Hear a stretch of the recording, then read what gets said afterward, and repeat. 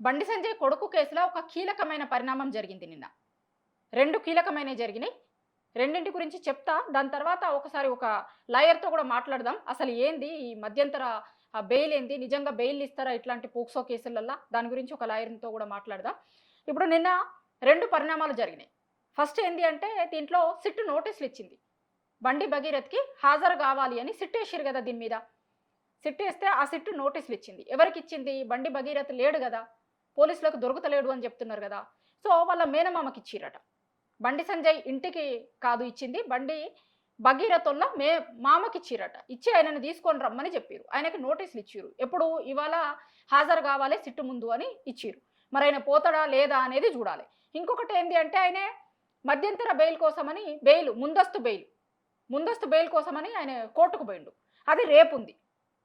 ముందస్తు బెయిల్ కోసమని కోర్టులో ఆయన ఒక పిటిషన్ వేసుకున్నాడు. దాన్ని రేపు విచారిస్తారట. మరి ముందస్తు బెయిల్ ఇస్తుందా కోర్టు? ఇవ్వదా? అసలు దీంట్లో మీరు ఒక్కసారి కూడా విచారణకే పోలేదు కదా, జరగలేదు కదా. దీంట్లో ఏమో ఎంక్వైరీ అటువైపున వాళ్ళది రికార్డ్ స్టేట్మెంట్ రికార్డ్ చేస్తున్నారు. అటువైపున వాళ్ళని పిలిచిర్రు 2 సార్లు, అదంతా చూసిర్రు. కానీ అసలు భగీరథ్ ఒక్కసారి కూడా పోలేదు కదా. అసలు ఆయన వర్షన్ కూడా వినిపించలే ఇప్పటిదాకా. కాబట్టి మీరు ఏందో పోలీసులు పిలిచినప్పుడు మీరు ఎంక్వైరీకి హాజరుగండి, కానీ అరెస్ట్ చేయొద్దు అనేది ఇస్తారా, లేకపోతే ఏమి ఇస్తారు అనేది చూడాలి కోర్టు ఏం చెప్తుంది అని. అయితే ఇంకొక కొత్త సెక్షన్లను చేర్చిరట నిన్న. ఫస్ట్ అమ్మాయి తల్లి వచ్చి కంప్లైంట్ ఇచ్చింది. సరే, ఆ కంప్లైంట్ తీసుకోవడానికి చాలాసేపు చేసిర్రు. తర్వాత రాత్రికి ఏదో తీసుకొని వాళ్ళకి కేసు ఫైల్ చేసినట్టు అక్నాలెడ్జ్మెంట్ ఒకటి ఇచ్చిర్రు. అదంతా చూసినాం మనం. దాని తర్వాత ఇక తప్పనిసరి పరిస్థితులలో కేసు ఫైల్ చేసిర్రు అనేది కూడా చూసినాం మనం. కేసు ఫైల్ అయిన రోజు 8 తారీఖు రోజు ముచ్చట ఇదంతా. అయితే ఆ రోజు కొంత మామూలు సెక్షన్లు పెట్టిరు.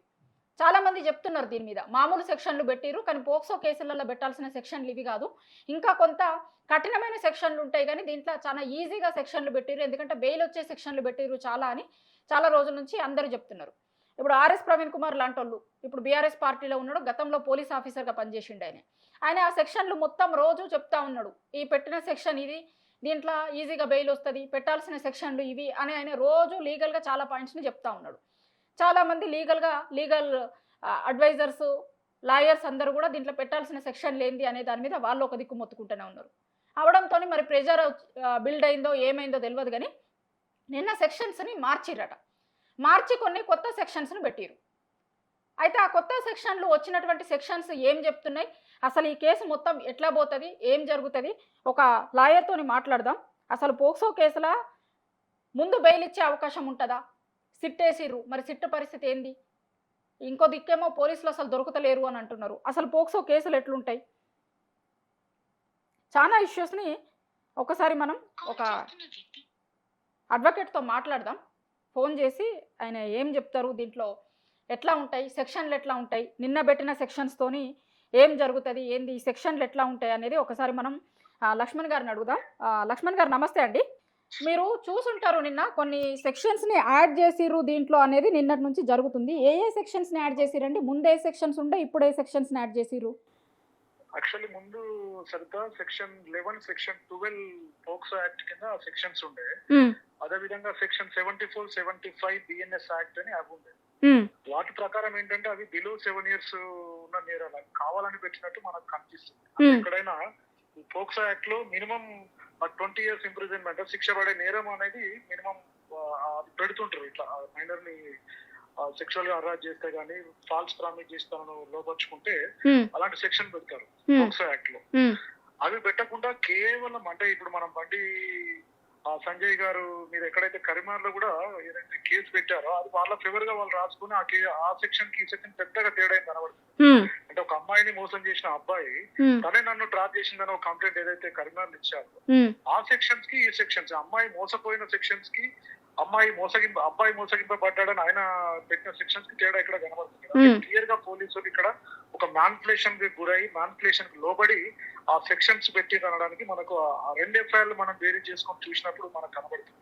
అంటే నిజంగా అబ్బాయి పెట్టిన కంప్లైంట్ లో 7 సంవత్సరాల లోపే, అదేవిధంగా అమ్మాయి పోక్సో యాక్ట్ ప్రకారం కూడా మినిమం కన్విక్షన్ పడే సెక్షన్ పోక్సో యాక్ట్ లో మినిమం 7 సంవత్సరాల లోపు ఈ సెక్షన్ చిన్న సెక్షన్స్ కావాలని రేపు హైకోర్టుకి వెళ్ళిన ఇప్పుడు వాళ్ళ హైకోర్టుకు ఇంటరిమ్ బెయిల్ కోసం మూవ్ చేయడం జరిగింది. అక్కడ క్లియర్ ఇవే సెక్షన్స్ మెన్షన్ చేయడం జరిగింది. సెక్షన్ 74, 75 బిఎన్ఎస్ యాక్ట్, అదేవిధంగా సెక్షన్ 11 and 12 పోక్సో యాక్ట్ కింద. ఉమ్, ఈ సెక్షన్స్ కింద బెయిల్ వేసినప్పుడు జడ్జి గారు కూడా గ్రీవియస్ అంటే ఎక్కడైనా హరాస్మెంట్ అనేది తక్కువ ఉన్నట్టు కనబడుతుంది ఈ సెక్షన్ లో బేస్ చేసుకుని. అంటే మన భాషలో మనం చెప్పాలంటే అమ్మాయిని ఎక్కువ ఇబ్బంది పెట్టలేదు అబ్బాయి అనే అనడానికి ఇన్వెస్టిగేషన్ ప్రాసెస్ లో ఉమ్, ఈ సెక్షన్స్ పెట్టినప్పుడు జడ్జి గారు కూడా అర్థమైంది, ఓహో ఎక్కువ ఇబ్బంది పెట్టలేదు కాబట్టి బెయిల్ ఇవ్వచ్చు అనే కోణంలో ఉమ్, కోర్టు ఆలోచించే జడ్జిమెంట్ అంటే ఆర్డర్ ఇచ్చే అవకాశం ఉంటుంది.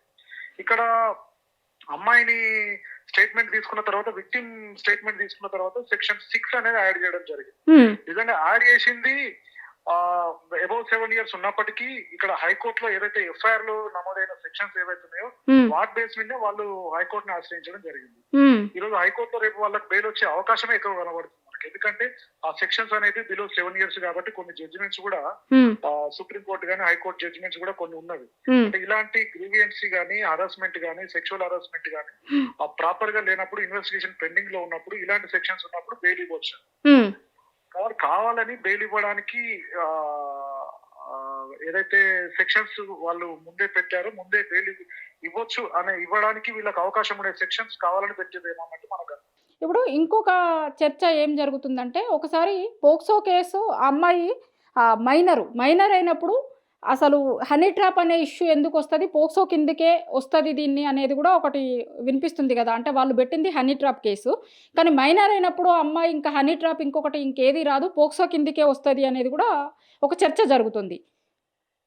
వాస్తవం సరిత. ఇక్కడ మన భారతదేశంలో ఏదైతే ఇప్పుడు పోక్సో యాక్ట్ లో బిలో 18 years ఏదైతే అమ్మాయిలు ఉంటారో వాళ్ళ మీద సెక్షువల్ హరాస్ జరిగినప్పుడు ఈ సెక్షన్స్ అట్రాక్ట్ అవుతాయి. ఇక్కడ ఇండియన్ లాలో కావచ్చు, ముస్లిం లా కావచ్చు, క్రిస్టియన్ ఎనీ లాలో ఇక్కడ మైనర్స్ కి గార్డియన్ గా ఫాదర్ గానీ మదర్ గానీ వాళ్ళ గ్రాండ్ ఫాదర్ గానీ గ్రాండ్ మదర్ గానీ వ్యవహరిస్తారు. ఇక్కడ మైనర్ ఏదైతే హనీ ట్రాప్ అని వాళ్ళు పెట్టారో అది క్లియర్ గా లీగల్ గా అది వాలిడ్ కాదు. అది ఆ పాయింట్. అంటే మైనర్ అమ్మాయిని లోపరుచుకున్నాడు అన్నప్పుడు హనీ ట్రాప్ లో ఏ అమ్మాయిని లోపరుచుకుంటుంది? మేజర్ అయిన అమ్మాయి నిజంగా చేస్తే హనీ ట్రాప్ కింద వస్తుంది. కానీ ఇక్కడ మైనర్ కి ఆలోచన పరిధి తక్కువ ఉంటుంది చట్ట ప్రకారం. ఆలోచించేటువంటి మైండ్ సెట్ అనేది తక్కువ ఉంటది కాబట్టి హనీ ట్రాప్ కింద రాదని ఆ కేసును మోస్ట్లీ క్లోజ్ చేసే అవకాశం ఉంటుంది. అంటే క్లియర్ గా ఎవిడెన్స్ వాళ్ళు కలెక్ట్ చేసినప్పుడు హనీ ట్రాప్ అనేది క్లియర్ గా అది ట్రాష్, అది ఓన్లీ ట్రాష్. వాళ్ళు ఒక క్రియేట్ చేసినటువంటి ఒక వర్డ్ పబ్లిక్ ని కావచ్చు, తెలంగాణ ఇప్పుడు చూస్తున్నాం వైరల్ అవుతుంది. వాళ్ళని వాళ్ళు ప్రొటెక్ట్ చేసుకోవడానికి ఇప్పుడు ఈ రోజు వాళ్ళ హైకోర్టులో నిన్న మూవ్ చేయడం జరిగింది. దానికోసం అక్కడ ప్రస్తావించడానికి బెయిల్ గ్రౌండ్స్ లో ఒక చెప్పుకోవడానికి ఆ గ్రౌండ్ వాళ్ళకి యూజ్ అవుతుంది. దాని ప్రకారం కూడా వాళ్ళకి బెయిల్ ఇచ్చే అవకాశం ఉండడానికి మందస్తుగానే వాళ్ళ ఇన్ఫ్లుయెన్స్ వాడి కేసు చేయించడానికి మనకు ఆ ఎఫ్ఐఆర్ మనకు కనబడుతుంది. కానీ ఎక్కడ కూడా హనీ ట్రాప్ అనేది లీగల్ గా ఈ అమ్మాయికి అట్రాక్ట్ కాని సెక్షన్ అని కావాలని చెప్పి ఎఫ్ఐఆర్ చేయించడానికి మనకు ఆ ఎఫ్ఐఆర్ ఉదాహరణ. అంటే ఒక మైనర్ అనేది ఆమె చెప్పింది చెల్లదు, కోర్టు పరిధిలో కావచ్చు, ఆమెను ఏదన్నా లోపరుచుకున్నా వాళ్ళ మీద యాక్షన్ తీసుకోవచ్చు. కాబట్టి హనీ ట్రాప్ అనేది కోర్టు కూడా నమ్మే పరిస్థితిలో ఉండదు.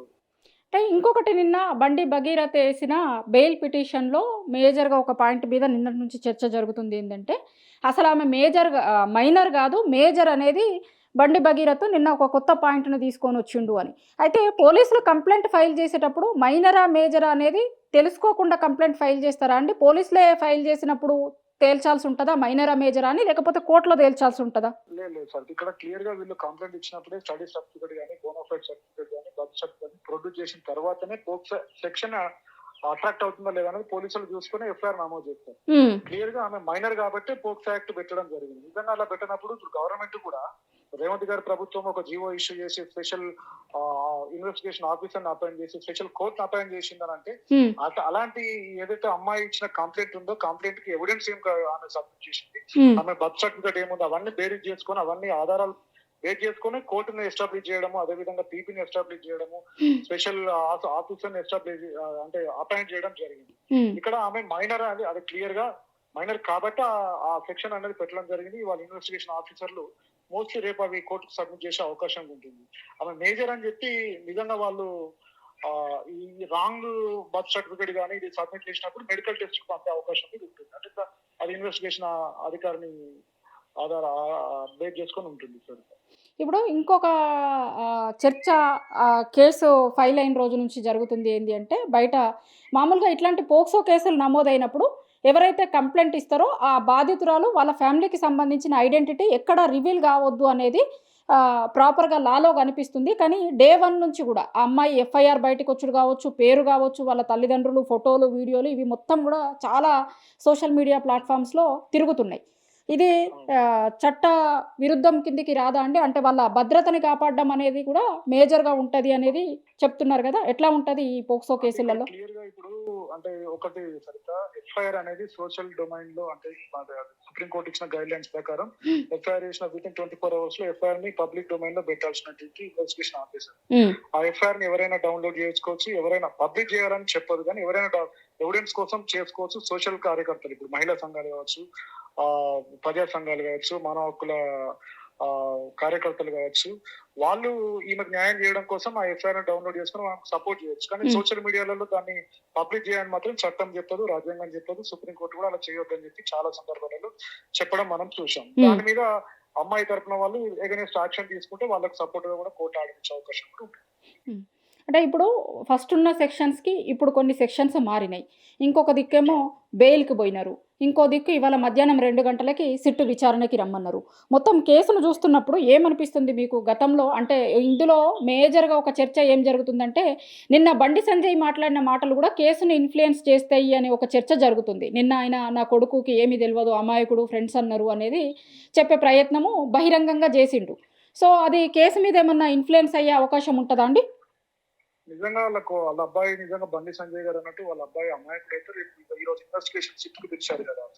నిజంగా ఆయన తప్పు చేయనప్పుడు చిట్టు ఎదుట హాజరై తప్పు చేయనట్టు ఆధారాలు ఏమన్నట్టు వాళ్ళకి సబ్మిట్ చేసి తప్పుడు కేసు నా మీద పెట్టింది, కేసు క్లోజ్ చేయమని చెప్పి ఎవిడెన్స్ ఉంటే నిజంగా నిజాయితీగా వాళ్ళు ఒక పొలిటీషియన్ గా ఆయన పెద్ద మనిషి ఉంది పెట్టి అలా వాళ్ళ ఇన్వెస్టిగేషన్ ఆఫీసర్ ముందు ప్రొడ్యూస్ చేసి ఆధారాలు సబ్మిట్ చేస్తే ఇక నిజాయితీ నిరూపించుకున్నట్టు అవుతుంది. ఇప్పుడు ఏదైతే సోషల్ మీడియాలో కావచ్చు, టీవీ మీడియా కావచ్చు, వీటికి సమాధానం చెప్పినట్టు అవుతుంది. కానీ ఇక్కడ ఆధార్ అవుతారా లేదా అనేది ఒక ప్రశ్న. ఇప్పటివరకు రేపు హైకోర్టులో వాళ్ళు వేయడం జరిగింది. నిజంగా హైకోర్టులో యాంటిసిపేటరీ వేసిందంటే ఈ రోజు ఇన్వెస్టిగేషన్ వెళ్ళకపోతే మాత్రం వాళ్ళు ఆ కేసు నుంచి తప్పించుకునే కార్యక్రమం చేస్తారు అనడానికి మనకు హైకోర్టులో వాళ్ళు వేసిన బెయిలే మనకు ఆధారంగా కనబడుతుంది. నిజంగా ఈ రోజు ఇన్వెస్టిగేషన్ కానీ ఆధారం అయితే మాత్రం నిజంగా బండి సంజయ్ గారికి కొద్దిగా పాజిటివిటీ వచ్చే అవకాశం ఉంటుంది. నిజంగా ఆధారాలు మా కొడుకు ఇప్పుడు అనే ట్రాప్ అని మీరు చెప్పారు, వాళ్ళు ఎఫ్ఐఆర్ లో చెప్పడం జరిగింది. నిజంగా అలా ట్రాప్ చేసింది, ఏ విధంగా ట్రాప్ చేసింది అని ఆధారాలు ఇప్పుడు సిట్ అధికారి ముందు సబ్మిట్ చేయొచ్చు.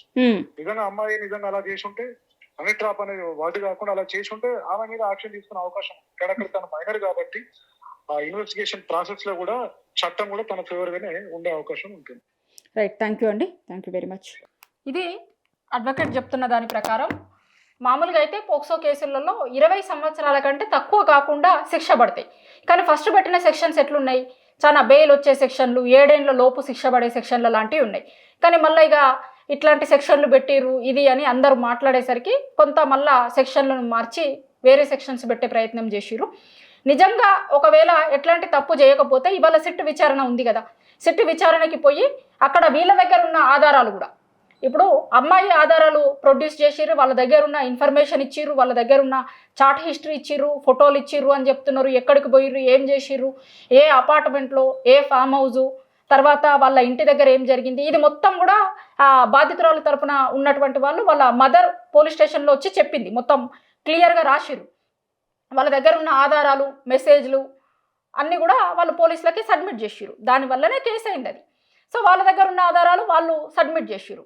ఇప్పుడు సిట్ చేసిర్రు కాబట్టి ఒకవేళ దీంట్లో నిజంగా బెయిల్ అడిగినట్లు మాకేం తెలియదు అని బెయిల్ అడుగుతున్నారు కాబట్టి, అమాయకుడిని కాబట్టి బెయిల్ ఇవ్వాలి అని అంటున్నారు కాబట్టి బెయిల్ ఇవ్వాలన్నా, లేకపోతే ఈయన ఏమి తెలియదు అని అంటే కనుక ఇవాళ సిట్ ఎంక్వైరీకి హాజరై వీళ్ళ తరపున ఇప్పుడు వాళ్ళ తరపున ఉన్న ఆధారాలు ఇచ్చిర్రు, వీళ్ళ తరపున ఉన్న ఆధారాలు, ఈయన అమాయకుడిని అని నిరూపించుకోవడానికి ఈయన దగ్గర ఉన్నటువంటి ఆధారాలు కూడా సిట్కి ఇస్తే అయిపోతుంది కదా, ఎందుకు పరారీలో ఉండాల్సిన అవసరం ఏముంది అనేది ఒకటి లాయర్ చెప్తుంది. ఇంకొకటి ప్రాపర్గా ఇప్పుడు ఉన్న సెక్షన్స్ ప్రకారం కావచ్చు, పోక్సో కేసులో కావచ్చు, బెయిల్ అనేవి రావు. కానీ మరి చూడాలి ఇప్పుడు దీంట్లో ఎట్లాంటి తక్కువ శిక్ష పడే అవకాశం ఉన్న సెక్షన్స్ పెట్టిర్రు కాబట్టి బెయిల్ వస్తుందా, ఏం జరుగుతుంది అనేది చూడాల్సి ఉంటుంది. కానీ పోక్సో కేసులో కేసు నమోదు చేసేటప్పుడే మొత్తం ఆధారాలు చూసుకున్న తర్వాత అమ్మాయి మైనరా మేజరా అనేది చూసిన తర్వాతే పోలీసులు ఆ కేసు పెడతారు. ఇప్పుడు బండి సంజయ్ కొడుకు భగీరథ్ వాదిస్తున్నట్టు అమ్మాయి మైనర్ కాదు మేజరే అని వాదిస్తున్నట్టు అది చెల్లుబాటు కాదు. ఎందుకంటే పోలీసులు అంతా ఇన్ఫర్మేషన్ చూసిన తర్వాతే పోక్సో కేసు పెడతారు అనేది అడ్వకేట్ చెప్తుంది. చూడాలి ఈ కేసు ఎటువైపు పోతుంది, ఏ మలుపులు తిరుగుతుంది, ఏముంటాయి, ఎట్లాంటి అరెస్టులు ఏమన్నా ఉంటాయా, ఈ కేసు ఎటువైపుకు ఏ మలుపులు తిరుగుతుంది అనేది చూడాల్సి ఉంటుంది.